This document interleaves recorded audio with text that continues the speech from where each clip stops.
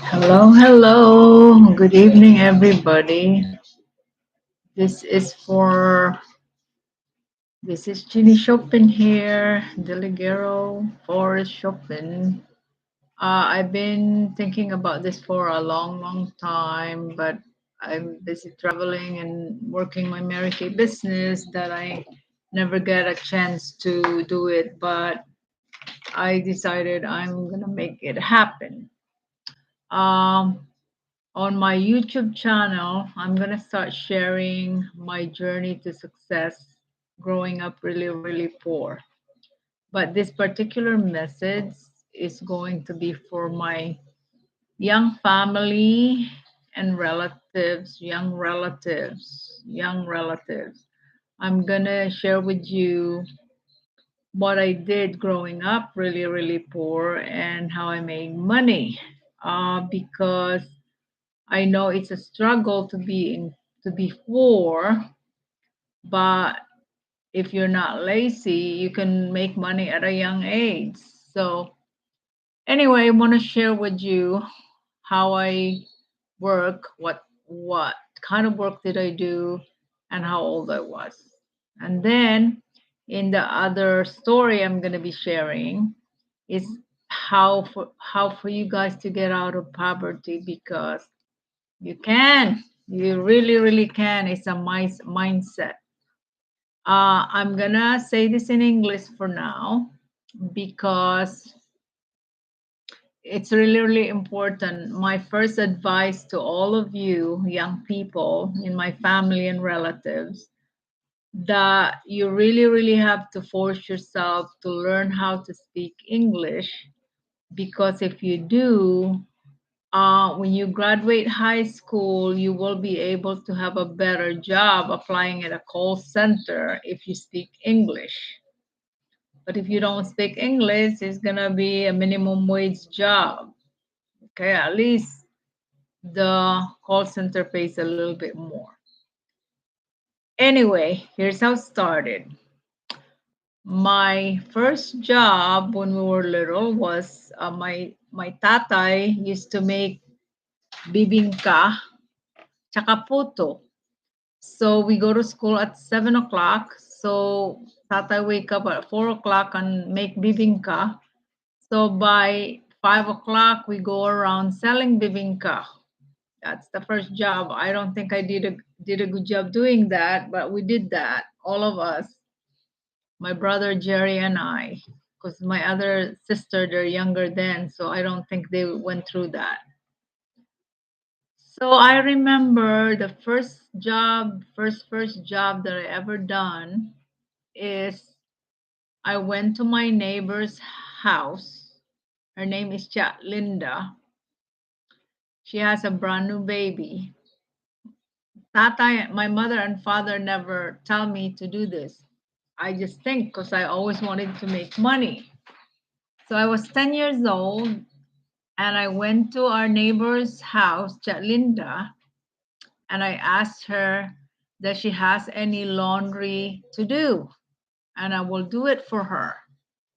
She said yes. So I did laundry, washing laundry by hands, and I think I did like 3 loads, like in the washing machine, 3 loads of that, and I got paid 50 pesos, $1. 50 pesos, 3 loads of laundry. And the laundry have poop because at the time there's no diaper. So people use cloth diaper for the baby. So I was washing the laundry with a poop. Could you imagine that? Okay. And then when I was 12 years old, I graduated elementary, 6th grade. That's elementary for us in the Philippines. And I'm going into high school, first year high school. So there's 2 months break from the school. And my mother and father never told me to do this. I did this on my own. Not too far from where we live in Bata, there's a Rico subdivision where a little bit middle class people with money, and I went there looking for a wanted maid sign, and I found one. And so I knock on the door and I applied the job as a maid. I was 12 years old, the people. I was 12 years old. So I applied the job as a maid. Surprisingly enough, this couple who have a brand new baby, I think the baby is 3 months old. Both of them are doctors, and the baby is 3 months old. Did you know they hired me? I don't remember how much I got paid. So for 2 months, breaks for uh, school, I work as a maid for this couple. And here's what I do: I watch the 3 months old baby, cook, do laundry, do clean the house. And then she told me when the baby is asleep and I'm done doing all my work, I have to do garden outside. I don't remember how much I got paid, but I know the only thing I was able to buy from that 2 months work was one blouse for uniform. The reason why I want to work, I wanted to get a new uniform because my father and mother didn't have any money to buy us new uniform. So the only money I got paid to do that 2 months job was a one blouse and one skirt. So I don't know. I don't know how much it was, but I guarantee you it wasn't a lot if I was only able to buy one blouse and one skirt. And growing up, we only have one blouse and one skirt all week long for the uniform. And then if it rains and we don't have enough umbrella and we get wet, when we come home, we have our clothes who's really, really wet because it's raining.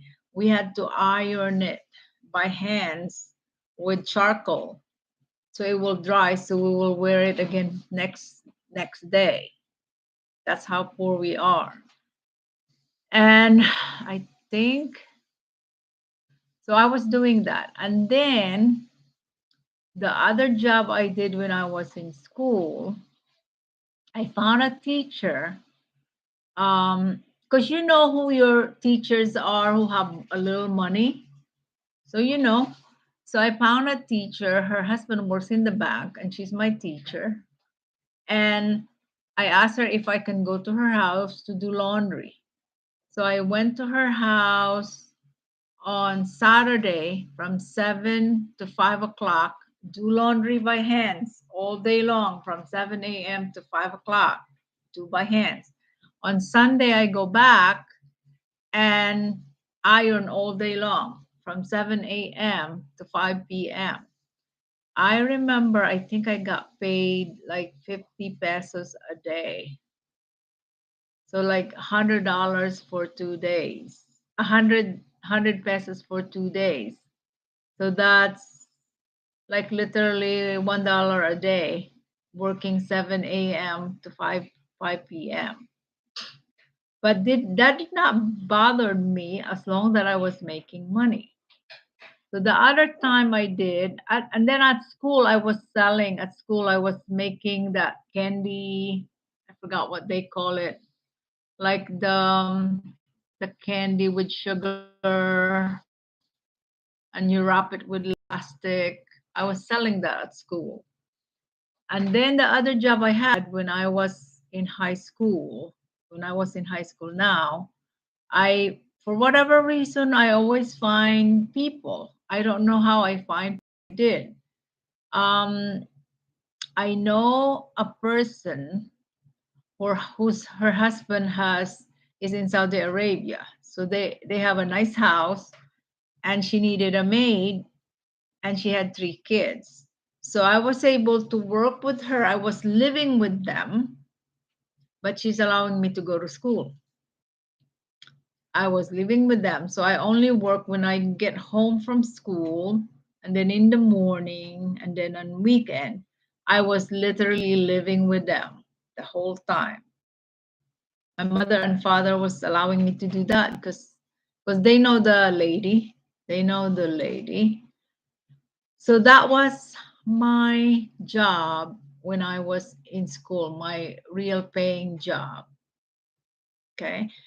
I will end this story and then I will tell you the next time what all the other jobs I did to get out of poverty, get out of the country and get out of poverty. I'm going to share that with you guys.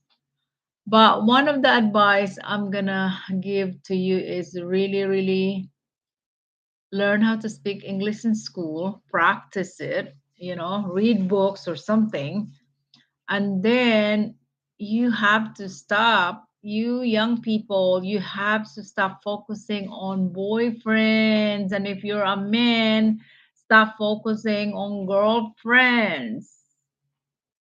Focus on school, focus on working on weekends when you're not working. You need to help your family if you guys are all struggling, you know.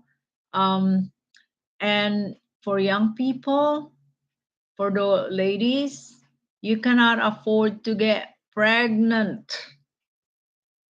You cannot bring a child to this world when you couldn't even afford to feed yourself, including the boys.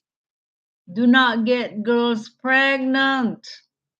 It's gonna be your child's, whether you're gonna run away from it, it still doesn't matter. It's you have a child out there that needed to be fed. If you can't even afford to feed yourself, why get pregnant? If you have a boyfriend, then get a birth control pill or something. Another thing I'm going to share with you guys for the young ladies, relatives, and family here. Stop focusing on having Filipino boyfriend. If you want to have a better life and want to get out of the country, you need to start learning speak English and start finding a husband out of the country. If if you're gonna stay there and gonna have a boyfriend, Filipino boyfriend, sorry, boys, uh, who couldn't even afford to feed himself, what kind of life is that? Okay, just want to share. Bye for now.